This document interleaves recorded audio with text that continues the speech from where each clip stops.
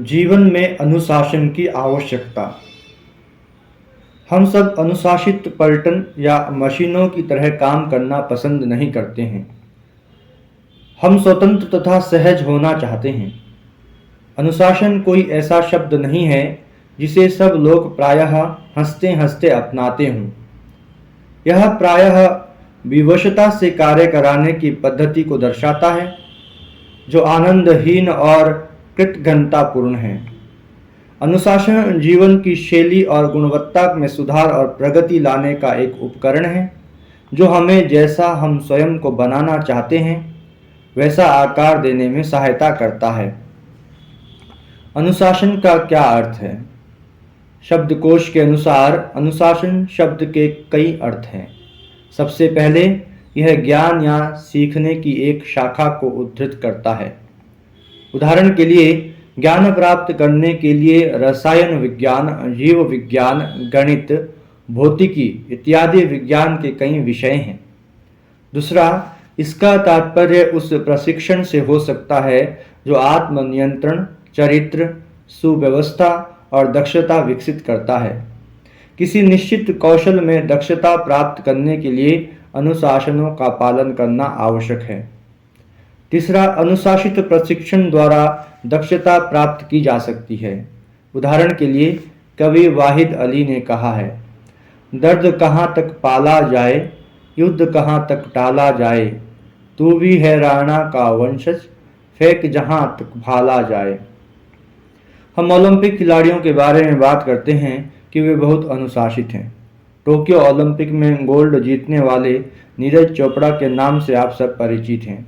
उनका जन्म हरियाणा के पानीपत में एक किसान परिवार में 24 दिसंबर 1997 को हुआ। नीरज चोपड़ा बचपन में बहुत मोटे थे। मात्र 13 वर्ष की आयु में ही उनका वजन लगभग 80 किलो था, जिसके कारण गांव के दूसरे लोग उनका हंसी मजाक करते थे। उनके परिवार वाले भी मोटापे से परेशान थे, इसलिए नीरज के चाचा उन्हें 13 वर्ष की आयु से दौड़ लगाने के लिए स्टेडियम में ले जाने लगे। परंतु इसके बावजूद भी उनका मन दौड़ में नहीं लगता था। स्टेडियम में दूसरे खिलाड़ियों को भाला फेंकते देखकर वे भी भाला फेंकने उतर गए। मोटापा कम करने के लिए भाला फेंकना प्रारंभ किया। यहाँ से उनका जीवन ही बदल गया। चोट लगने पर भी नीरज चोपड़ा ने हार नहीं मानी। नीरज चोपड़ा को कंधे की चोट के कारण मैदान से दूर रहना पड़ा। चोट के कारण नीरज भाला नहीं फेंक पा रहे थे। वे भाले के बिना रह नहीं सकते थे। अतः ठीक होने पर उन्होंने फिर से मैदान में वापसी की। कोरोना के कारण वे कई प्रतियोगिताएं नहीं खेल सके, पर हार न मानी। टोक्यो ओलंपिक में क्वालिफाइड कर ही लिया। कोच जयवीर सिंह ने नीरज चोपड़ा की प्रतिभा को देखते हुए उन्हें भाला फेंकने का प्रशिक्षण दिया। इसके बाद पंचकुला में उन्होंने 2011 से 16 तक ट्रेनिंग ली। नीरज केवल भाला ही नहीं फेंकते थे, बल्कि लंबी दूरी के धावकों के साथ दौड़ते भी थे।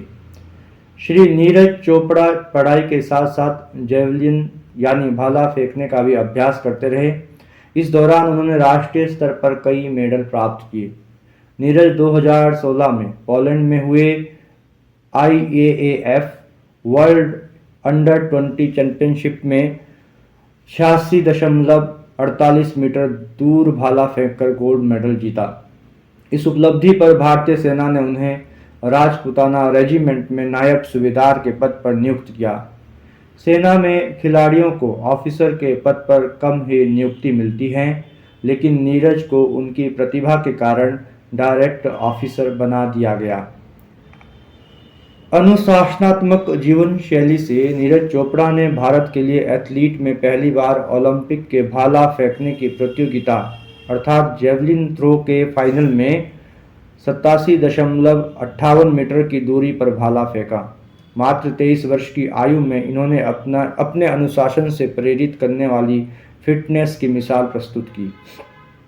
अनुशासन का चौथा अर्थ है यह किसी समुदाय में सदस्यों के आचरण के लिए नियमों की एक प्रणाली को उद्धृत करता है।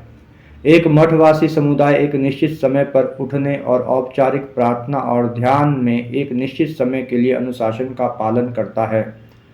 पांचवा, इसका तात्पर्य ऐसे उपचार से हो सकता है जो सुधार करता है या दंडित करता है। हम किसी नियम या आचार संहिता का उल्लंघन करने पर किसी को अनुशासित करने की बात करते हैं। ऊपर दिए गए चौथे और पांचवें अर्थ में अनुशासन शब्द की व्याख्या की गई है, जबकि हम इस शब्द का उपयोग संस्कृत शब्द तपस्या के अंग्रेजी समकक्ष के रूप में कर रहे हैं। इस प्रकार यह दूसरा अर्थ अर्थात आत्मनियंत्रण, सुव्यवस्था और दक्षता, जिस पर हमें ध्यान केंद्रित करना है, यह दूसरा अर्थ बहुत महत्वपूर्ण है। अनुशासन के 3 अवयव। प्रथम, लक्ष्य प्राप्त करना। लक्ष्य को प्राप्त करने की इच्छा हमारे आगे के प्रयासों का निरंतर संचालन बनाए रखती है। द्वितीय, धृति या दृढ़ निश्चय। यह हमारे लक्ष्य के अनुस्मरण और लक्ष्य तक पहुंचने के उत्साह से उद्दीप्त होती है। तृतीय, साधना या अभ्यास। यह वास्तविक गतिविधियों का वह समुच्चय है जिनका अभ्यास हम आत्मानुशासन और लक्ष्य प्राप्त करने के लिए करते हैं। ये तीनों अवयव पूर्ण और फलप्रसू अनुशासन के लिए आवश्यक हैं। यदि हम केवल लक्ष्य प्राप्त करने की इच्छा करते हैं किंतु धृति और साधना का अभ्यास नहीं करते तो हमारी इच्छा स्वप्न मात्र रह जाएंगी। यदि हम दृढ़ निश्चयी हैं परंतु हम अपने लक्ष्य के बारे में जागरूक नहीं हैं और ना ही हम साधना करने का प्रयास करते हैं तो फिर हमारा जीवन केवल नैराश्य युक्त होगा। यदि हम बिना दृढ़ निश्चय के या अपने लक्ष्य की प्राप्ति के बारे में जागरूक हुए बिना कार्य करें तब यह प्रयास हमारे अंगों का उद्देश्यहीन संचलन होगा। हम भले ही इस प्रकार के प्रयास करते रहे परंतु इससे केवल हमारी ऊर्जा नष्ट होगी। दूसरी ओर जब ये तीनों अवयव विद्यमान होंगे तभी हमारी प्रगति अविचल और योजनाबद्ध होगी। नियोजित प्रणाली से किए गए प्रयासों द्वारा अद्भुत परिणाम प्राप्त किए जा सकते हैं। श्री रामकृष्ण एक बार सर्कस देखने गए। उन्होंने देखा कि एक घोड़ा तीव्र गति से दौड़ रहा है और उसकी पीठ पर एक मैम एक पैर पर खड़ी है और यहाँ तक कि वह मार्ग में छलांग लगाती फिर भी अपना संतुलन बनाए रखने में सक्षम थी। यह दृश्य देखकर श्री रामकृष्ण ने कहा, इस प्रकार का साहसिक कार्य केवल निरंतर अभ्यास के द्वारा संभव है। उन्होंने कहा कि निरंतर अभ्यास द्वारा अद्भुत परिणाम प्राप्त किए जा सकते हैं। सहजता अनुशासन से आती है।